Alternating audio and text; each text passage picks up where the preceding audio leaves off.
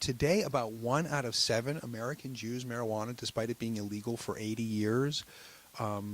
People between the ages of 15 and 25, 1 out of 3. Washington, D.C. has recently passed legislation to accommodate this large amount of marijuana smokers by legalizing possession under 2 grams and allowing residents to smoke in their own homes. But this legislation doesn't necessarily apply to everyone.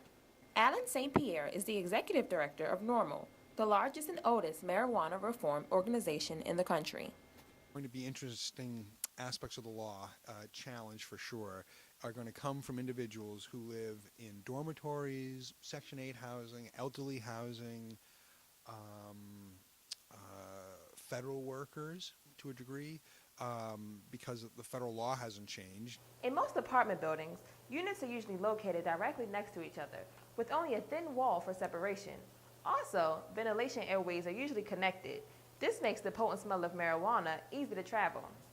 So what happens to people who live in places that is not their own, it's not a private property of their own, if the landlord, or in the case of the government, says you can't grow marijuana there, until those are successfully challenged in the courts, they're not going to be able to sort of breathe into the law the fullest amount as compared to a private property owner who can grow a small amount of marijuana and possess it.